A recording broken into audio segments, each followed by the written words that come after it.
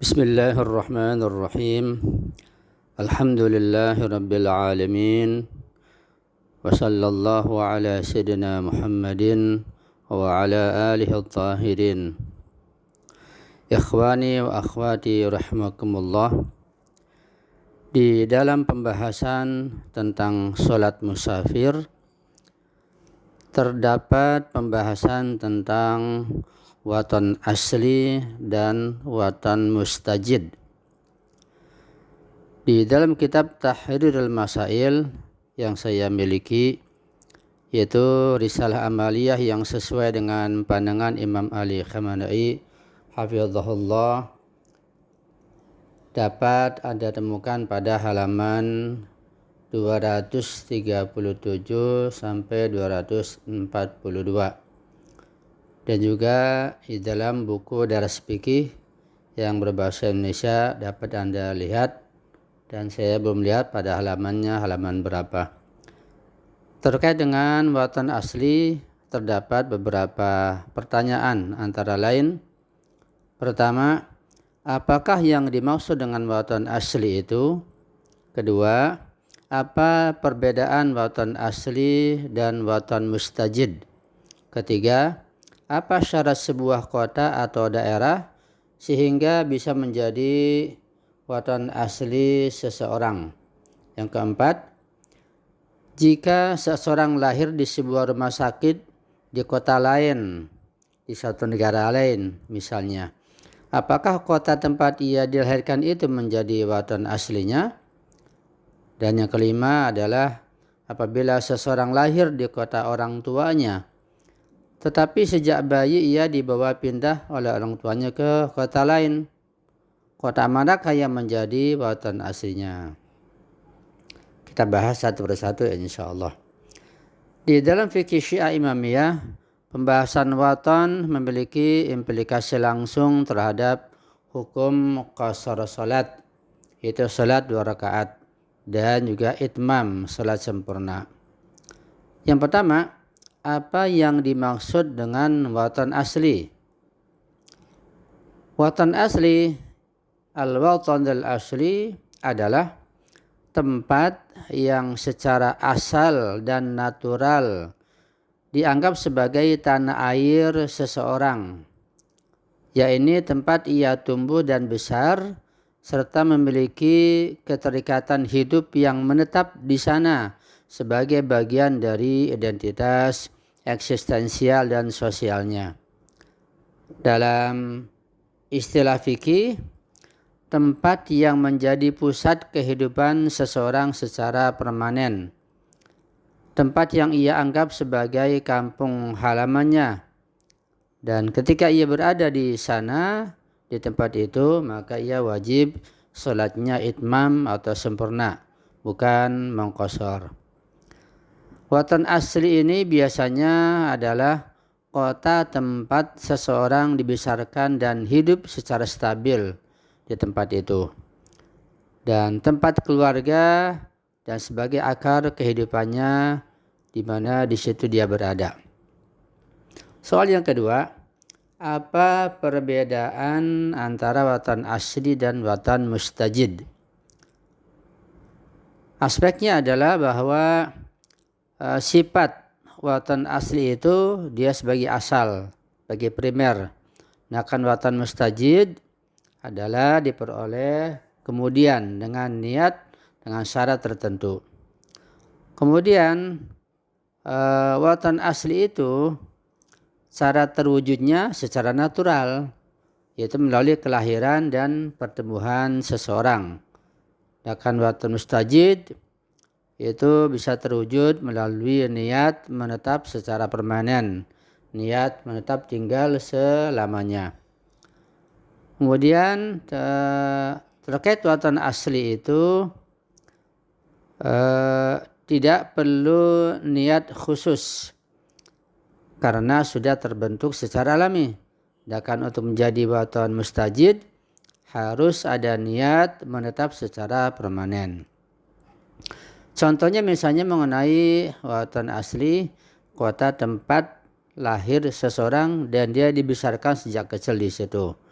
Akan watan mustajid adalah kota tempat dia pindah kerja, ya, atau ada tugas di situ, atau ada sesuatu yang dia membuat dia rutin ke situ sehingga dia niat menetap di situ untuk selamanya. Ini watan mustajid. Watan mustajid adalah tempat yang bukan asalnya, tetapi kemudian dijadikan sebagai tempat tinggalnya melalui keputusan dan niat menetap permanen atau selamanya. Jadi perbedaannya adalah bahwa watan asli itu terbentuk secara natural, secara alamiah, karena dia lahir di situ. Sedangkan watan mustajid terbentuk melalui pilihan dan niatnya untuk menetap secara permanen. Soal ketiga adalah, apa syarat sebuah kota sehingga menjadi watan asli? Berdasarkan penjelasan para marja, termasuk dalam risalah Imam Ali Khamenei, syarat utamanya adalah satu, tempat pertumbuhan dan pembentukan identitas, yaitu seseorang sudah tinggal cukup lama sejak kecil.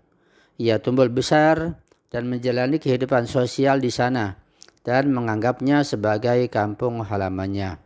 2. Ada keterikatan eksistensial.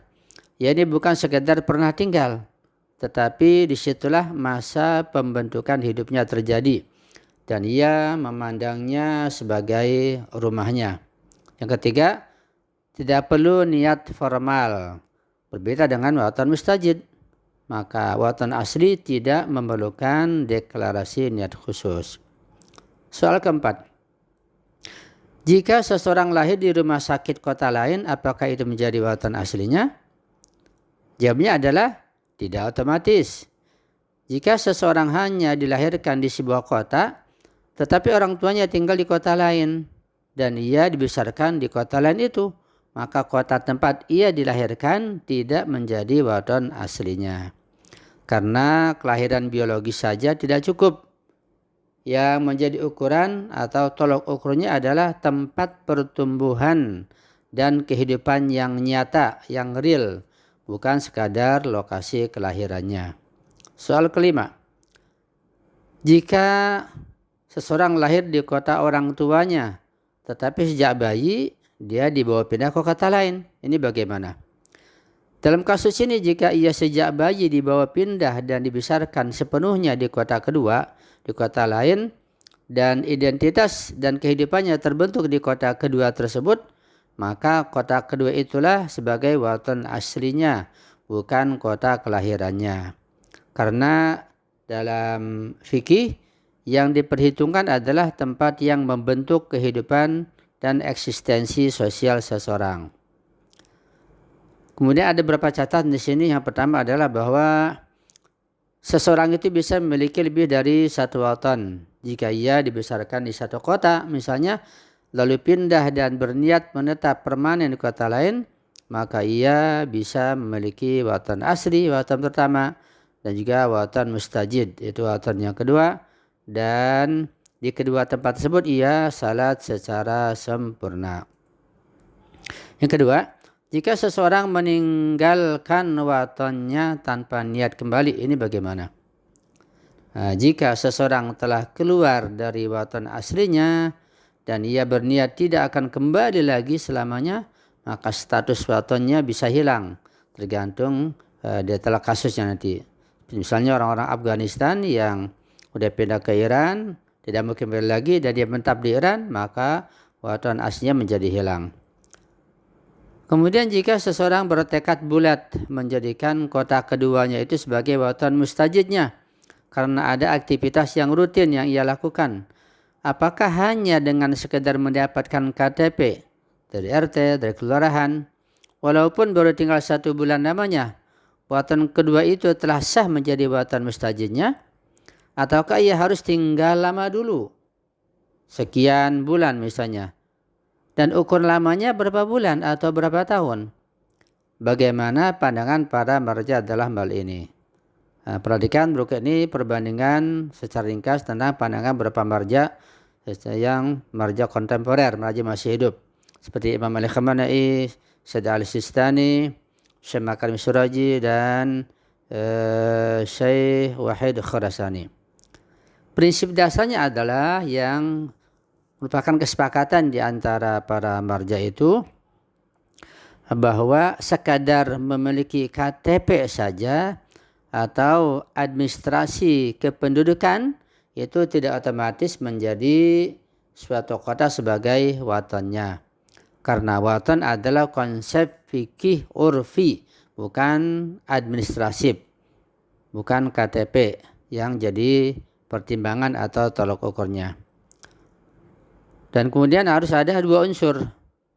Pertama, niat menetap permanen tanpa batas waktu tertentu. Yang kedua, adanya realisasi tinggal nyata yang membuat secara urfi dianggap sebagai penduduk tetap. Ini baru menjadi watan mustajid. Apakah kalau 1 bulan tinggal sudah cukup? Pandangan Imam Khamenei menurut fatwa beliau bahwa niat permanen saja belum cukup. Jadi harus ada realisasi tinggal yang membuat secara uruf orang menilainya dan menyebutnya sebagai penduduk kota itu, penduduk daerah atau kampung tersebut. Jika hanya baru 1 bulan, ya biasanya belum cukup secara urfi. Itu urfi masyarakat setempat belum menilai sebagai penduduk daerah tersebut. Kecuali memang ia benar-benar pindah total. Misalnya sudah jual rumah, keluarga sudah tidak ada. Kemudian pekerjaannya pun pindah. Ketika ada korina tersebut bisa jadi walaupun hanya 2-3 bulan dia sudah menjadikan watan yaitu sebagai watan mustajid. Jadi tidak ada ukuran bulan, ukuran tahun yang pasti. Standarnya adalah pandangan uruf, pandangan masyarakat secara umum. Jadi 1 bulan ditambah dengan adanya KTP itu biasanya belum cukup. Urfi belum pandangnya sebagai penduduk situ, belum menjadi watan mustajidnya. Kecuali semua indikator semuanya sudah sudah jelas, sudah nyata. Pandangan Al-Fatihah juga hampir sama. Beliau sangat menekankan standar urfi. Artinya jika secara umum masyarakat memandangnya sudah menetap permanen, maka akan menjadi watan mustajidnya. Jadi juga tidak ada angka pasti dari beliau. Secara praktik 1 bulan biasanya juga belum cukup. Tetapi jika pindah total, rumahnya dijual atau keluarganya diboyong begitu, pekerjaan tetap di situ, maka bisa menjadi penilaian masyarakat bisa menjadi lebih cepat. Jadi ukurannya juga bukan angka, tapi status sosial yang mapan. Hayat Makrimi Syura juga punya pendapat bersama. Beliau cenderung lebih fleksibel malah. Artinya jika seseorang benar-benar memutuskan tinggal tanpa batas waktu dan mulai membangun kehidupan tetap, maka setelah tinggal nyata dan stabil bisa menjadi watan mustajidnya di situ. Tetapi tetap tidak cukup hanya niat di hati saja. Tidak cukup juga hanya dokumen administratif. Beliau juga tidak menetapkan angka bulan atau tahun tertentu. Al-Wahid Khurasani beliau juga malah lebih hati-hati lagi. Beliau menekankan harus ada niat permanen yang jelas. Harus ada realisasi tinggal yang mapan. Jika masih ada kemungkinan kuat kembali ke kota asal secara permanen, maka statusnya belum kuat.